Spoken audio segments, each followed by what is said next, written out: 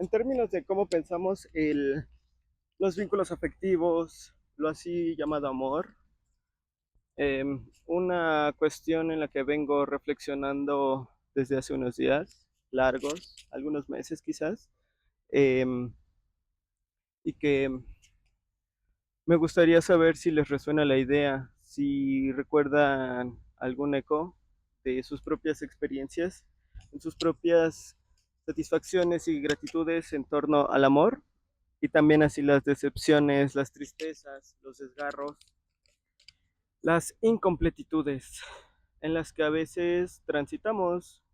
em, y es esta cuestión de la idea de la reificación, una noción que nosotros la escuchamos mucho bajo la acepción de cosificación, la cosificación del cuerpo, de la sociedad, la cosificación del amor, la cosificación de Dios, la de la política. O sea, cuando hablamos de cosificar o de la cosificación, en realidad estamos hablando un neologismo para algo que es un concepto más, un poquito más antiguo, que es un concepto de la reedificación.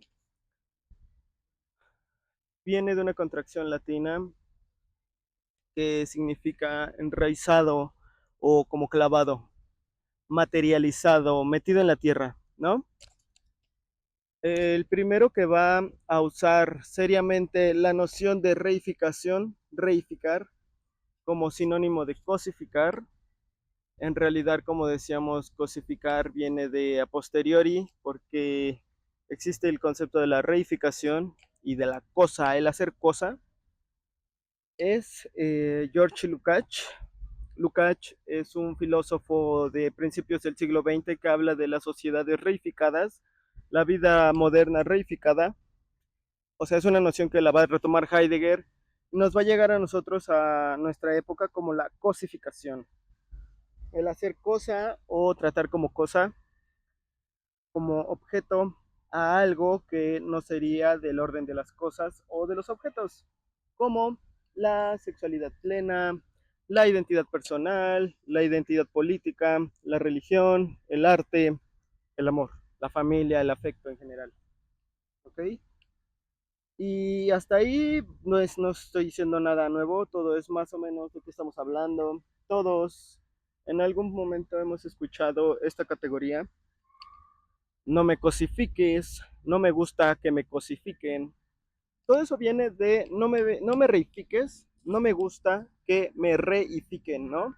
La reificación sería como este término, esta contracción previa que se trabaja mucho a principios del siglo XX y que antecede a la noción de cosificar, es decir, tratar como objeto. Ahora bien, hasta aquí no hay nada diferente, no hay nada sustancioso, no estoy diciendo nada demasiado sublime. Y es verdad, no estoy diciendo nada nuevo, ni demasiado sublime. Lo que venía pensando y que me parece que sí aporta a la cuestión es lo siguiente. Yo creo que cuando hablamos de la cosificación o la reificación del amor o de lo sexo afectivo o de lo que esperamos de un vínculo amoroso, sexo afectivo, tenemos con respecto a la categoría de cosificación una mirada muy ramplona, muy simplona, ¿no? Claro, cosificación viene de cosa. Claro, eso es cosificación. Cosas. No es que esté mal, pero es una lectura muy a mi gusto, al menos no tan profunda. Entonces yo creo que hay que agregar una cuestión más para entender mejor qué queremos decir cuando hablamos de reificación o cosificación de el amor, el vínculo, Dios, el cuerpo, la sexualidad, etcétera, etcétera, etcétera. Y esto que yo creo que hay que agregar, que me parece que suma mucho en términos de comprensión de lo que estamos diciendo, es la distinción entre forma y contenido. Una distinción que ya la he mencionado en otros momentos, una distinción absolutamente trascendente para entender, bueno, trascendental, lo siento, para entender, me atrevería a decir prácticamente la totalidad de la historia del pensamiento occidental, o sea, la totalidad de la historia de la tradición filosófica occidental, porque la distinción entre forma y contenido es la que cuando uno la maneja bien, realmente nos permite entender no solamente el concepto de cosificación amorosa o sexual o corporal, o política o religiosa o identitaria, sino también, sino también eh, por qué creo yo, y esta es mi hipótesis, pensamos tan inadecuadamente el amor. Y es que lo pensamos de manera inadecuada, o sea, esa es mi hipótesis de trabajo el día de hoy. En esto me inspiré mucho leyendo a Walter Benjamin, leyendo a Baudelaire, leyendo a Proust y leyendo los textos de Heidegger sobre Hölderlin, donde hay un juego constante con la forma y el contenido a la hora de hablar de la cosificación en la modernidad, de la reificación de la modernidad o en la modernidad. Entonces, vamos a decirlo así, entender la distinción entre forma y contenido al interior del concepto de cosificación amorosa nos permite entender por qué pensamos inadecuadamente el amor. ¿En qué sentido? Pensemos por un segundo, hagamos el ejercicio ya que estamos aquí juntos en este conversatorio breve de por qué se sienten seducidas, seducidos, atraídos, atraídas, lo que sea, por un otro. ¿Cuál es el razonamiento que hacemos cuando pensamos en la potencial construcción de un vínculo con un otro? Hagamos ese ejercicio, ¿no? O sea, tomémonos unos segundos, haga como una rápida, muy breve reflexión personal de cómo elaboran la cadena de juicios racionales y toman decisiones al interior de esa cadena que les permiten estipular la potencial posibilidad de la concreción de un vínculo con otra persona. ¿Sí? ¿Cómo es que pasa eso? ¿En qué pensamos? Por supuesto que algo del orden del deseo, por supuesto que eso que es del orden del deseo es lo que más empantana, creo yo, la correcta dilucidación del vínculo amoroso. Me parece que precisamente como enseña Platón en el banquete, cuando interviene el deseo como criterio de determinación del vínculo, caemos en la trampa de pensar que esa intensidad que estamos viviendo al comienzo es para siempre.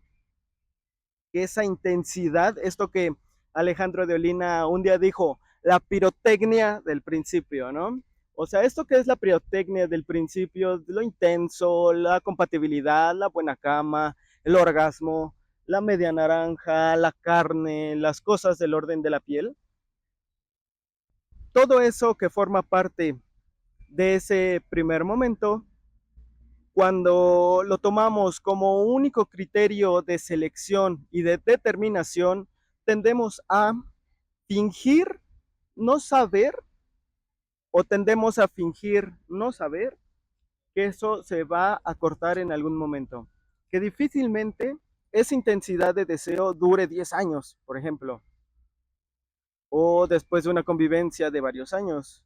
Es decir, lo que mantiene a las pasiones unidas luego de largos periodos de convivencia, de trayectoria, de biografía compartida, de experiencias traumáticas compartidas, no parecería ser el deseo sexual, sino, por ejemplo, cuestiones de compromiso, filiales, amores que van por el orden de la compañía, del acompañamiento, cuestiones que no son del orden del deseo del comienzo, ¿no? Por eso digo, cuando tomamos el deseo del comienzo, la pirotecnia como el criterio de demarcación, caemos en esta ilusión, que creo que no es una ilusión, sino que realmente fingimos por un rato no darnos cuenta, aunque sí nos damos cuenta muy bien, pero fingimos no darnos cuenta que en algún momento ese deseo va a desaparecer, o al menos no va a ser esa forma manifestada de deseo y lo que va a quedar es otra cosa. Entonces me parece ahí que Platón es muy claro en el banquete cuando trata de alguna manera de separar, de purificar en la comprensión amorosa de la aparición del deseo empírico en términos sensuales, ¿no? En términos sensitivos, de lo emotivo, en términos de lo que generalmente nos empuja, nos rauda y desprevenidamente a vincularnos con un otro. Entonces, sacando eso de lado y volviendo a forma y contenido, ¿qué es lo que nos lleva a pensar en la potencial construcción de un vínculo con el otro, dejando un rato de lado el deseo, porque es potencialmente engañoso, porque seduce, porque nos encandila, dejando por un segundo el deseo de lado? Aquí los espinositas me van a cortar la cabeza, pero no me importa, ya hablamos de Spinoza en otro momento. ¿Qué es lo que hace que uno diga, me parece que esta persona me gusta, me voy a seguir acercando, voy a seguir comprometiendo mi tiempo, mi dinero, mi cuerpo por apostar a esta relación? ¿Qué es lo que hace, no? Yo creo que, un pequeño paréntesis, yo comparto esto de que uno no se da cuenta hasta qué punto, no digo amar, porque amar es una palabra muy grande, hasta qué punto quieres estar con otra persona, porque es hasta que no la conoces en su peor expresión de sí misma, o sea, hasta que no la conoces enojada, incierta, iracunda, temerosa, vulnerable. Yo creo que hasta que uno no conoce esa dimensión de la rotura del otro, no es real que uno lo conozca. Conocemos al otro como dice Adorno, ¿no? Adorno dice esta expresión hermosa, que amar es cuando amamos en la mayor vulnerabilidad del otro, cuando en su estado de mayor vulnerabilidad, de mayor afección, de mayor rotura, falta, de lo que sea, ahí igualmente estamos, ¿sí? Entonces, comparto que es en ese momento donde se da el mayor conocimiento de lo que el otro realmente es, pero aparte donde realmente decidimos en contra de la posta, o sea, no a la máscara del comienzo, de que el deseo, como o sea, como todos sabemos, no es, no, o sea, está atravesado por máscaras, o sea, parte elemental del deseo es la ficción. Me parece que es ahí cuando alcanzamos una comprensión cabal de ese otro, de nosotros en relación con ese otro, pero aparte donde la elección por seguir con ese otro es la más genuina de todas. Por eso yo no quiero ser aquí un conserva, pero yo en serio lo digo, que la gente que después de mucho tiempo de estar con un otro y de conocerlo en sus miserias y en sus bajezas, pero también en sus virtudes y en sus alturas, aún así elige a ese otro, me parece que eso es digno. Eso es compañerismo en serio. No, en cambio, todas las veces que decidimos estar con otro, por H o B, pero que cuando se complica un poquito, de que recién tuviste una reacción que no me gustó, cuando te pusiste medio medio y me molestaste, ya me voy para otro lado, eso no fue claramente afecto, sino deseo, ¿no? El deseo es volátil, el afecto no. Entonces me parece que uno realmente conoce al otro, no en la volatilidad del deseo, sino en la permanencia de, no quiero sonar como Schopenhauer, pero en la permanencia del dolor. No hay momento de mayor autenticidad de un ser humano que en el dolor. En el dolor se muestra como es. En la felicidad no nos mostramos como somos, en el sexo tampoco. Hay mucha máscara, hay mucha ficción, hay impostación, las cosas son sencillas, entonces podemos movernos con comodidad, pero en el dolor, en la incerteza, en el miedo, el otro se te muestra como es realmente, ¿no? Eso es determinante. Eh, pero volviendo a la reflexión inicial, este, estoy aquí abriendo y cerrando paréntesis. esto de la forma y el contenido y de cómo armamos la cadena de decisiones y juicios reflexivos en virtud de la cual decidimos pensar en la potencial posibilidad de un vínculo con la otredad. Y aquí es en donde está la distinción entre forma y contenido, suma y aporta. Nosotros no pensamos en términos de formas, sino que pensamos en términos de contenidos. Y por eso reificamos y cosificamos los vínculos, sin quererlo. O sea, no es como que lo hagamos al propósito, pero como estamos educados y subjetivados en una sociedad de cosas, donde lo que importa es la materia y la cosa, es decir, el ente con atributos, entonces estamos subjetivados, digamos Foucaultianamente hablando, estamos subjetivados a través de una serie de discursos que atienden a el contenido, entienden a lo empírico, atienden a lo objetual, a las cosas con propiedades y atributos. Y entonces, y así como las cosas tienen propiedades y atributos, hacemos lo mismo con Dios, el amor, el arte, la política, la identidad, el sexo, el cuerpo. Empezamos a pensar esas cosas en términos de contenidos, es decir, en términos de entidades, entidades con atributos, entidades con atributos. Entonces Dios tiene que tener atributos. Y bueno, como tiene atributo, el atributo de que es bueno, que venga y me resuelva los problemas de la sociedad y de mi vida. Y el cuerpo es un cuerpo con atributos, entonces lo disfruto y cuando lo termino de disfrutar lo dejo y lo abandono porque ya gocé de sus atributos. Y entonces la identidad es una entidad con atributos y entonces ¿qué soy? Bueno, soy lo que trabajo, soy aquello que hago. Pensemos como, nos pensamos que entidades con propiedades, ¿no? Muy a la forma de Aristóteles. O sea, pensar así es muy aristotélico. O sea, como sustancias primarias y secundarias, ¿no? El tema es que cuando pensamos en esta clave sobre cosas que son efectivamente cosas, no parecería haber ningún problema. No hay ningún problema en pensar que una casa con propiedades de casa es efectivamente una casa con propiedades de casa. O sea, es efectivamente un ente con atributos, porque efectivamente lo es. Ahora, cuando pensamos a Dios de esa manera, al amor de esa manera, a la angustia de esa forma, a las emociones de esa forma, cometemos un error de distinción entre forma y contenido. Y aquí es a donde quiero llegar. Pensemos cómo conectamos la cadena de pensamientos a la hora de reflexionar sobre el vínculo con el otro, ¿no? O sea, pensemos un segundo. Pensamos al otro como una entidad como, con atributos. Pensamos al otro como una entidad con atributos. Si esos atributos nos convencen, hacemos ahí nuestro cálculo estratégico, o sea, hacemos pros y contras de que si los atributos del otro me parece que tienen más beneficios que costos y más pros que contras, entonces el check me da verde y avanzo.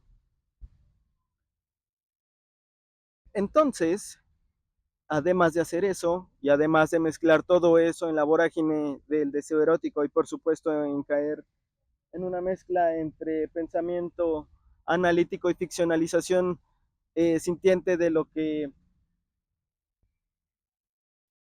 o sea, dejando eso de lado,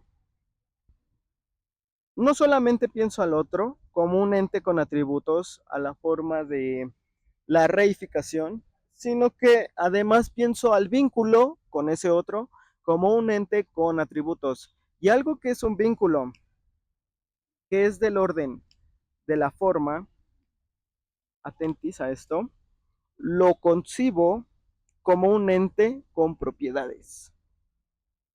Y entonces mezclamos la forma con el contenido.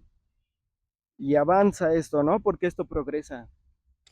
No solamente tomo al otro como un ente con propiedades objetivamente dadas y no solamente cosifico el vínculo y al vínculo lo pienso como un vínculo como un ente con propiedades objetivamente dadas. Por ejemplo, este es el momento en el que escuchamos a mucha gente decir como, no, bueno, yo me enamoro de la gente que me invita a tomar algo, a mí me gusta que sean cortés conmigo, o sea, odio, detesto que me traten de esta forma o que el otro haga esto. Bueno, esa persona que habla así está en el plano material, está materializando, está pensando que algo que es del orden del vínculo, del orden de la forma, equivale a un ente con atributos.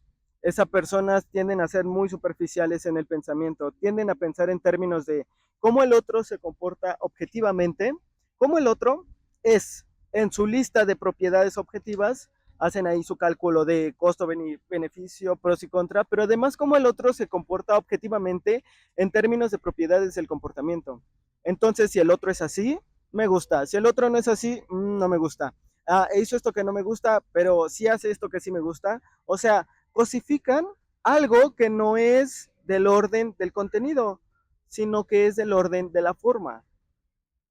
Entonces, tú me podrías decir, bueno, Julián, ¿qué quieres decir con formas? ¿A qué te refieres con formas? Bueno, la forma y el contenido, ¿sí? En realidad son dos caras de la misma moneda. O sea, eh, cuando hablamos de las formas, estamos hablando de algo que se nos da con el otro a priori, ¿no? A priori. A priori, pero además, por arriba o más allá de el mero contenido, valga la redundancia, ¿no? O sea, el mero discurrir empírico con propiedades objetivas. O sea, las formas tienen que ver con dimensiones del vínculo humano que no caben en una consideración lingüística, por ejemplo, o en un checklist analítico de costos y beneficios, o en un análisis cosificado de cómo el otro se comporta frente a mí, ¿no? La forma va por otro lugar y por eso los filósofos más importantes de la historia, incluso Lacan, cuando llega a pensar en el deseo, piensa no tanto en el contenido, sino en la forma de desear o en la forma de salir, o sea, saliendo de Lacan, la forma de querer, la forma de vincularte con el otro. Es decir, si pensamos esto de la forma y el contenido como dos caras de una misma moneda, donde la forma parecería ser algo del orden de lo sublime, mientras que el contenido es la cosificación grosera, tanto del otro como del vínculo, podemos entender que cabría esta posibilidad. Y esta es quizás la dimensión más melancólica del amor, porque es la que nunca podemos entender del todo. O sea, podría pasar que el otro nos ame profundamente, pero que su transmisión, entre comillas, del amor hacia nosotros se nos dé en el orden de las formas, de lo pequeño, del gesto, de lo insinuado, del detalle, lo no manifestado, pero que se manifiesta en su no manifestación, hegelianamente hablando. Y no tanto que el amor de ese otro consista en que si me trajo flores o me invitó a comer o si me cae bien su mamá y su papá o si es más o menos inteligente o si hace más o menos bien el amor. Esas serían todos análisis cosificados, todos análisis de propiedades. Oh, sí, a ver cómo me trata. Me trajo un regalo, se acordó del cumplemes, se acordó del aniversario. A ver cómo me trató en esta situación. No me gusta de que trabaja, pero me gusta de que estudia. Qué compatibles que somos intelectualmente, ¿no? Seguro que todo esto es muy genuino porque pensamos lo mismo en términos de política. Todos análisis de la cáscara, todo de la superficie, todo del contenido. Es decir, de la comprensión y de la intelección del vínculo del otro en términos de entes con propiedades. O sea, no es que esté mal, ojo, no estoy diciendo que esté mal, lo que estoy diciendo es que es insuficiente. Kant, cuando piensa la manera en que nos comportamos frente al conocimiento, piensa en las formas trascendentales a priori, no en lo que estamos pensando. A Kant no le importa, por ejemplo, tal o cual idea en particular que podamos tener, ¿no? Lo que a Kant le importa es cómo llegaste a esa idea, cuál es la forma trascendental a priori que te permite concebir esa idea. Esto es lo mismo. Hagamos un kantismo del amor y se entiende perfectamente bien. No importa tanto los atributos objetivos que si me compró esto o no, si se acordó del aniversario o no. O sea, no importa tanto cómo efectivamente se llega a un cierto gesto empírico objetivo con el otro. Lo que importa es cómo es posible a priori que el otro me ame o que yo lo ame. ¿Cómo es posible a priori, formalmente hablando, que eso suceda? ¿Ok? Podría pasar, y es lo que creo que pasa, es lo que creo que muy pocos de nosotros lo llegamos a captar. O sea, yo lo llegué a captar hace no mucho tiempo como idea que me parece interesante, porque obviamente yo soy educado como un sujeto de esta sociedad moderna y por lo tanto estoy subjetivado por los mismos discursos reificantes y de poder que todos nosotros, por lo tanto yo también he caído de forma patológica y sistemática en la cosificación del vínculo y del otro y de pensarlo en términos de contenidos, en términos de si hay mayor o menor compatibilidad intelectual, si hacemos o peor el amor, o si el otro se comporta de tal o cual manera, que no es que esté mal, pero el problema es cuando solo pensamos en esos términos. Y empecé a concebir, hace no mucho tiempo, el tema de las formas. Y me vas a preguntar, ¿podría pasar que el otro no tenga demasiada compatibilidad conmigo en términos de intereses intelectuales o espirituales o no sé, etcétera, lo que cada uno valore? Podría pasar que independientemente de eso, independientemente de que, por ejemplo, yo no pueda hablar de lo que a mí más me interesa con el otro, podría pasar que aún así el otro me ame incondicionalmente, pero que su forma del amor se juegue precisamente en el orden de las formas y no del orden objetivo, de contenido objetivo, por ejemplo, en los gestos, en las expresiones pequeñas, en los detallitos. Hay que entender que las formas, a ver, vamos a decirlo así, las formas son del orden de lo pequeño, o sea, van en contra de las megalomanías. Hubo dificultades técnicas durante la grabación, por lo que mi yo de ahora, de postproducción, va a dejar estática esta imagen porque el micrófono se desconectó. Entonces, no pasa nada. Continuamos desde aquí. Eh, entonces, estábamos en la megalomanía, ¿no? O sea, estas personas que exclaman megalómanamente que son eh, sobre todo lo que es como amante, en realidad lo que está haciendo es amarse a sí mismo megalómanamente en tanto amante.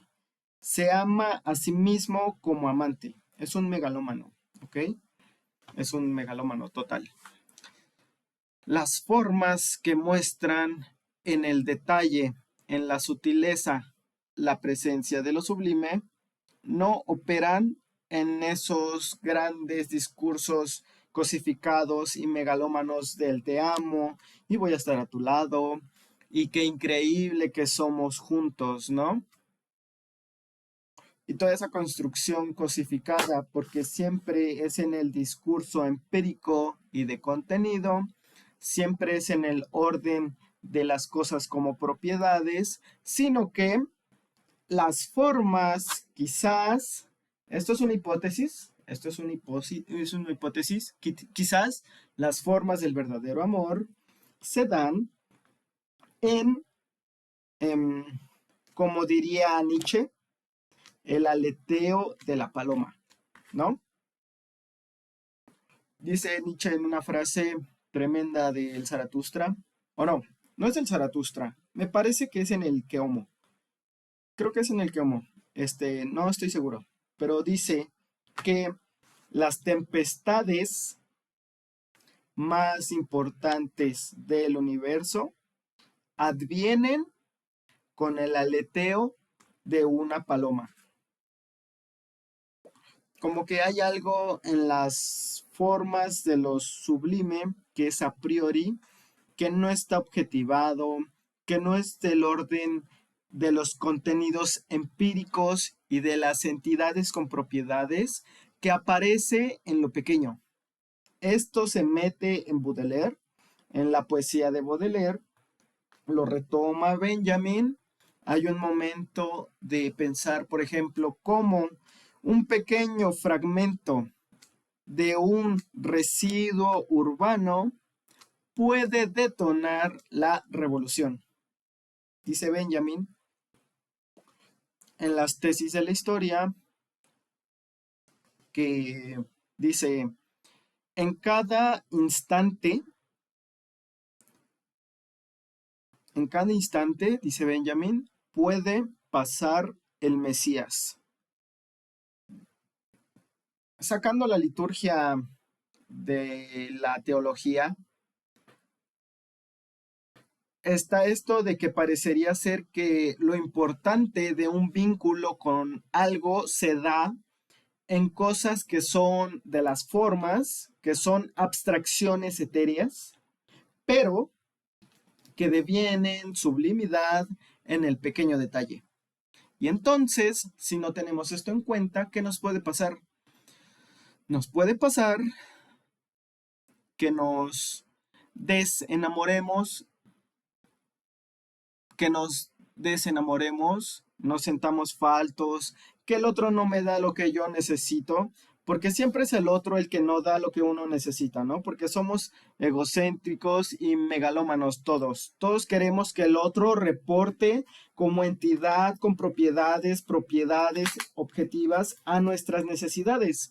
Entonces, no, porque el otro no me da lo que yo quiero, el otro no me acompaña en mi proyecto, sí, porque no. O sea, siempre el otro es el que siempre está en estado de demanda frente a la mirada de uno. Eso es así, somos así. Somos occidentales. En algún punto estamos en esta lógica miserable. Nunca, digamos, son muy pocas las personas que hablan del amor en términos de sacrificio, donde yo no espero enamorarme en la medida que el otro me da lo que yo necesito, sino que yo me sacrifico a mí mismo en términos de un otro. Eso no se escucha nunca, jamás. Eso no existe.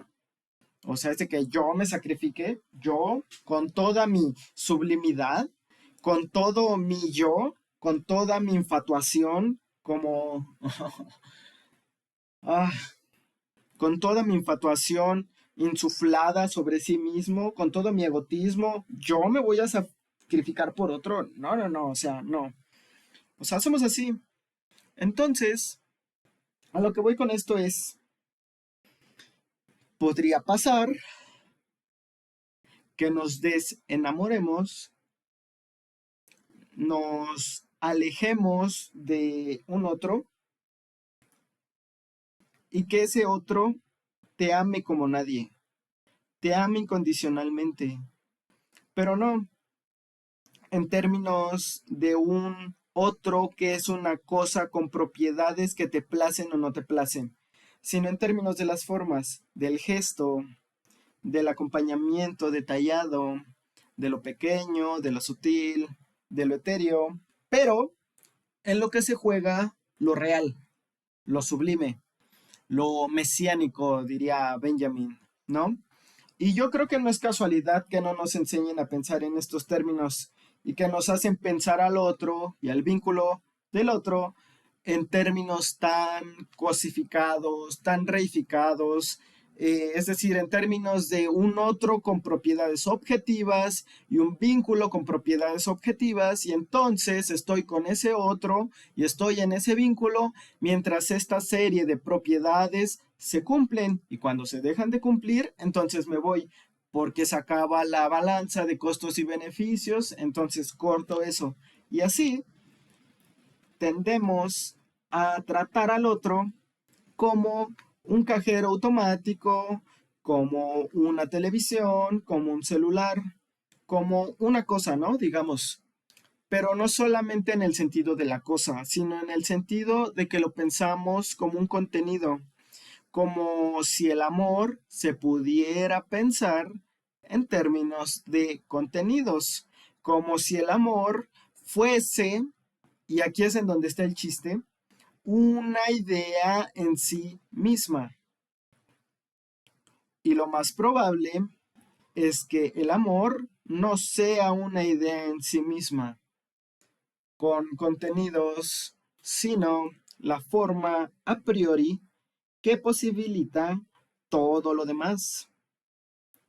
Como nunca podemos ingresar en nuestras formas a priori, o sea, eso Kant lo dejó muy claro, entonces estamos condenados a pensar al otro no como absoluta libertad trascendental, como kantianamente hablando el númeno o cosa en sí, irreductible a mí, sino como un fenómeno interpretado. Entonces pensar el amor como contenido es pensarlo como fenómeno interpretado, como una idea acabada. El amor es esto, yo quiero esto, esto y esto y esto, y esto es el amor. Y aparte el vínculo es esto, esto y esto. Y cuando ya no pasa ni esto ni esto, el check verde pasa a ser una cruz roja y descarto, o sea, fenómeno interpretado. Cosa, reificación, contenido, propiedades. Y eso lo hacemos con Dios, con la política, con el arte, con el cuerpo, con el género, con el lenguaje. Por eso me parece muy interesante el video de Heidegger cuando habla de la poesía como el único lenguaje capaz de salir de la reificación de los contenidos y entrar en las formas de lo sublime. Formas que son de lo sublime, pero que se manifiestan en lo cotidiano. Se dan en la cotidianeidad con el otro. Se dan, pero no las podemos captar, porque nos chipearon para pensar todo como ideas acabadas. El sexo es esto, el amor es esto. Si el otro quiere estar conmigo, tiene que hacer esto. Y si yo no hago esto, y si el sexo no cumple con esto, y el amor no me cumple con esto otro, todo es contenido, ideas. Las formas operan todo el tiempo, pero tenemos que aprender a captarlas. Y para aprender a captarlas me parece muy interesante esta distinción. Y digo algo más y cierro. Esto es un antiguo, forma parte de del antiquísimo pensamiento gnóstico, de los pitagóricos, por ejemplo, que los pitagóricos entendieron muy bien que la divinidad del universo se expresaba en formas, no en contenidos. O sea, no en las cosas del mundo, sino en las formas numéricas. Por ejemplo, los gnósticos postmedievales vuelven a decir lo mismo. Por ejemplo, como decíamos alguna vez, Galileo dice, las leyes de Dios se expresan en las matemáticas.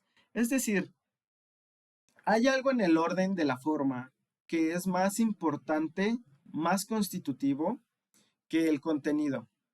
Y sobre todo, en la medida en que las formas no caben en el lenguaje, o sea, no caben en el retor. O sea, ¿a qué me refiero? Bueno, si el otro realmente nos ama, lo más probable es que sea algo del orden de las formas y no del contenido.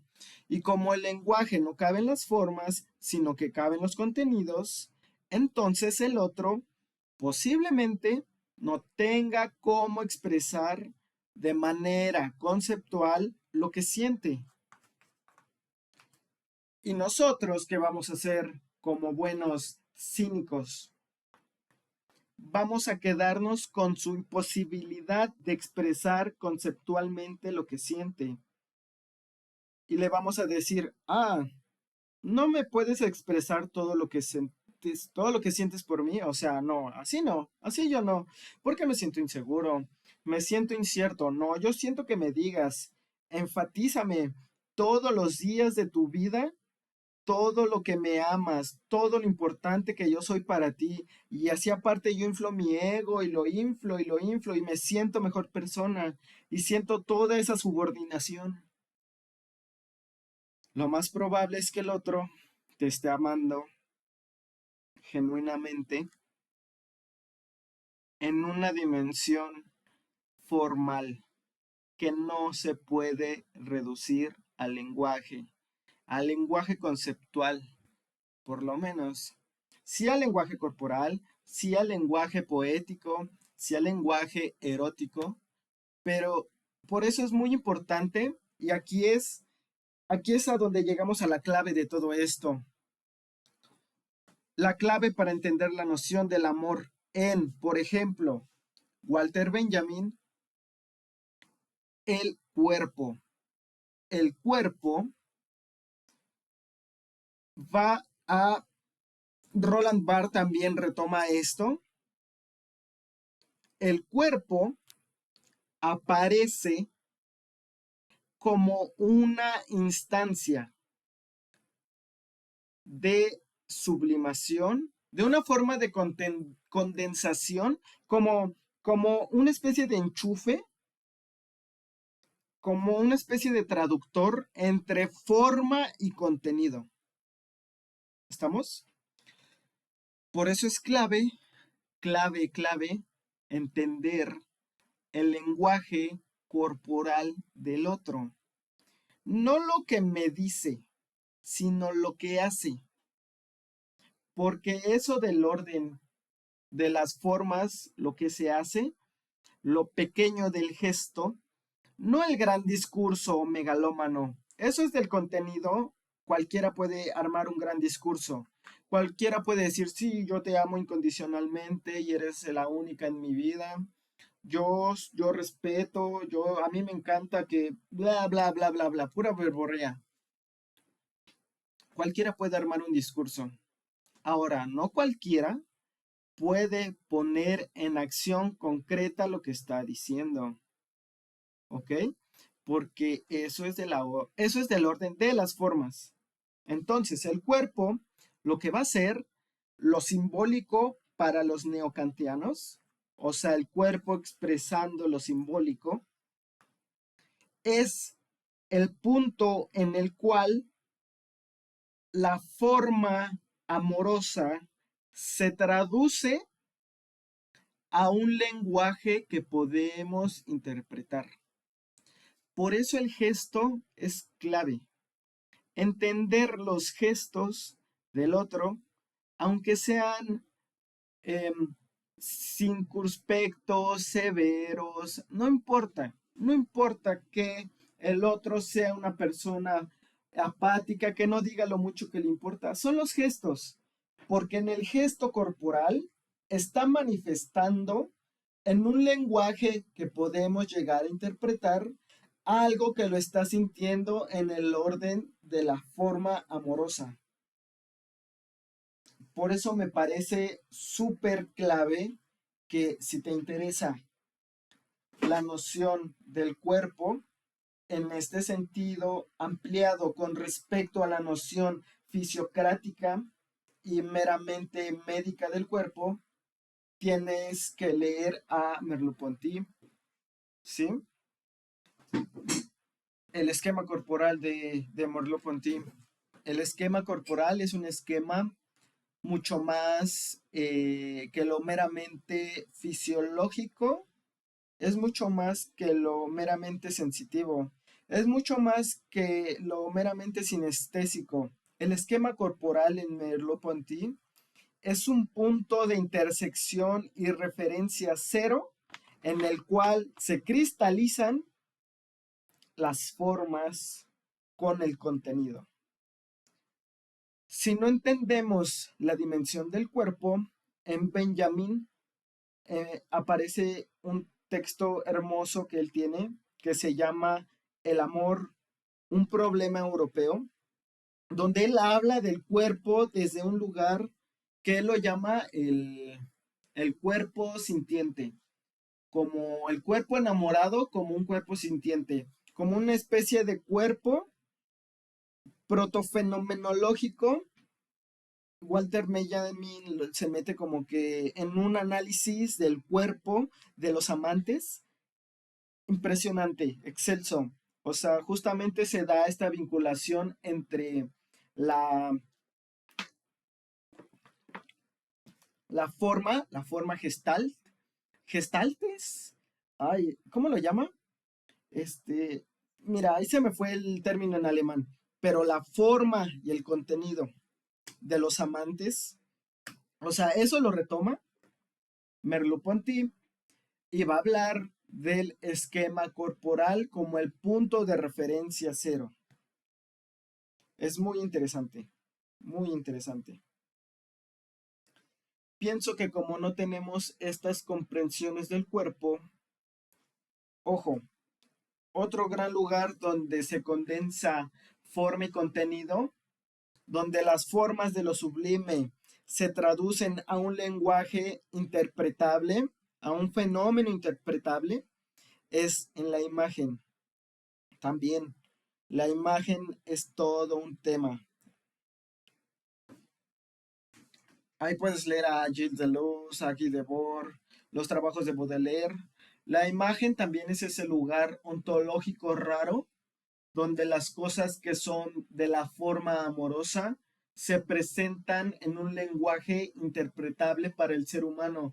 Por eso para estos pensadores, imagen y cuerpo son conceptos absolutamente principalísimos, porque son el lugar de la redención, donde nos redimimos del amor, en el cuerpo o en la imagen, en el gesto, ¿sí?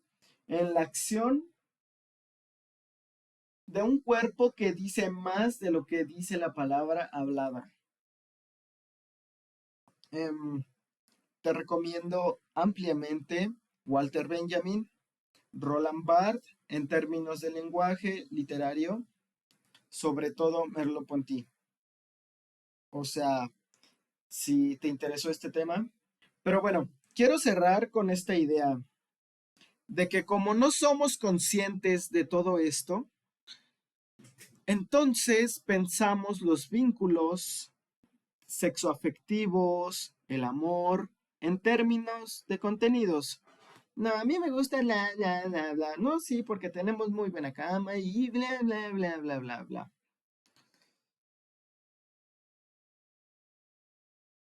Todas esas son propiedades que metemos en un checklist. Tac. Cosificamos, enreificamos al otro, después reedificamos el vínculo. Entonces, a mí me gusta que me trate así, me gusta sentirme así, me gusta que en el aniversario pase esto, a mí me gusta que en mi cumpleaños pase lo otro. O sea, reificamos el vínculo y entonces lo que queda es la reificación, queda la superficialidad y todo lo que es del orden de lo sublime y se expresa en la imagen y en el cuerpo redimido del amor, lo perdemos, no lo podemos captar y no lo podemos interpretar. Entonces, empezamos a llamar amor a lo que no es amor y sobre todo, no solo llamamos inadecuadamente al amor a lo que quizás nunca fue amor, sino que también nos desenamoramos de alguien que quizás nos está amando profundamente, pero en otra esfera, ¿no? Me parece muy importante para pensar esas cosas. ¿Cuántas veces hemos dejado de lado a alguien porque no cumplía con las exigencias y las propiedades que nosotros imponemos de manera reificada al otro y al vínculo? Y no vimos, en virtud de eso, no pudimos ver junto a ese otro en términos de gestos y formas cómo nos amó incondicionalmente. Y creo que en eso consiste la dimensión melancólica y trágica del amor, porque cuando nos damos cuenta de eso ya es tardísimo. El otro ya sufrió, ya fue dejado, el otro fue negado, fue clausurado, porque no atendía a las propiedades que yo, o sea, a las propiedades que yo considero, o sea, ya sabes que tenemos como que esa cosa. Eh, Pienso que si el amor fuera algo sencillo, justamente no tendríamos este problema. No habría este problema de traducción entre el sentimiento amoroso y lo que se puede poner objetivamente en acto, o sea, objetivamente como propiedad. Me parece que ahí está la cosa. El amor no es la idea del amor, es la forma a priori y productora de gestos. El amor es lo que permite lo otro, es la condición de posibilidad de lo que viene después.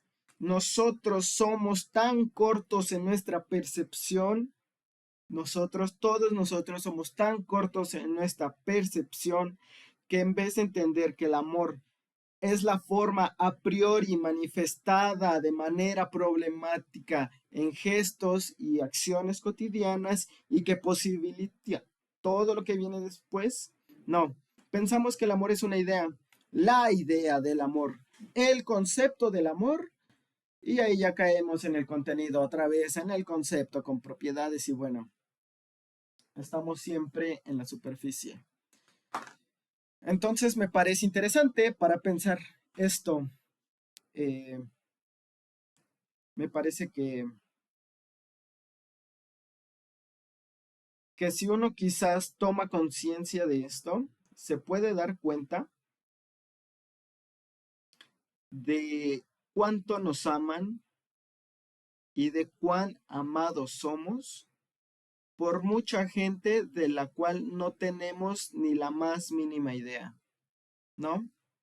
Es decir, no si estudiamos su discurso, sus acciones, o sea, sus compendios megalómanos de ideas objetivas, sino estudiamos sus formas gestuales, sus formas corporales, sus acciones concretas. Me parece que eso es lo liberador de este aporte con respecto a la distinción de forma y contenido al interior de las sociedades reificadas.